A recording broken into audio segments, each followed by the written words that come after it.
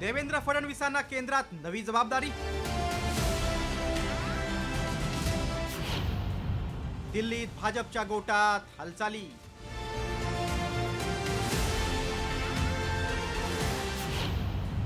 विरोधकांच्या दाव्यानं नव्या चर्चेला उधाण।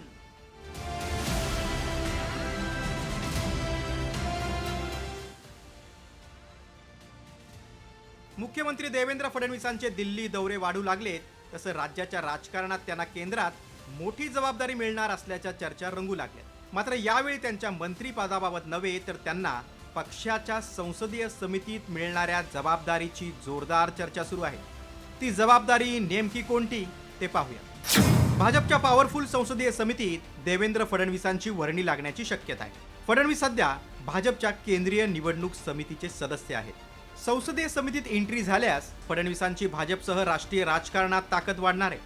फडणवीसांच्या संसदीय समितीच्या एंट्रीला संघाचाही पाठिंबा असल्याची चर्चा आहे। भाजपच्या संसदीय समितीत सध्या एकही मुख्यमंत्री नाही। समितीत मुख्यमंत्र्यांच्या सहभागाबाबत भाजपमध्ये अंतर्गत चर्चा सुरू आहे। तर यामुळे मात्र विरोधकांना गुदगुल्या होऊ लागल्याचं बोललं जाते। फडणवीस पंतप्रधान व्हावे अशी इच्छा काँग्रेसचे नेते विजय वडेट्टीवारांनी बोलून दाखवली, तर दुसरीकडे फडणवीसांनी दिल्लीला जायची आवराआवर सुरू केली असल्याचं थेट विधान खासदार संजय राऊतांनी केलंय। मुख्यमंत्री झाले तिसऱ्यांदा आहेत, त्यामुळे स्वाभाविक आहे सिनियर नेते असतील, त्यांच्या संदर्भात भारतीय जनता पक्षानं कोणाला कुठे घ्यावं हा त्यांचा प्रश्न आहे।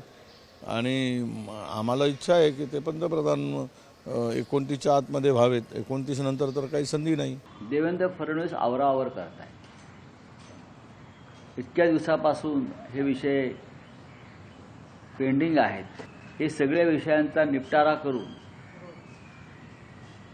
आपापली माणसं योग्य ठिकाणी बसवून देवेंद्र फडणवीस दिल्लीकडे रवाना होतील असं मला वाटतंय। आवराआवर उबाटा गटाची झालेली आहे।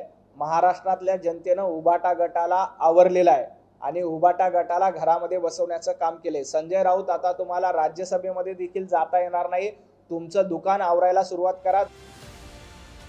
फडणवीसांना थेट मंत्रीपद न देता आधी संसदीय समितीत घेऊ, मग त्यांना केंद्रात मोठी जबाबदारी देण्याची रणनीती आखली जात असल्याचं बोललं जातंय।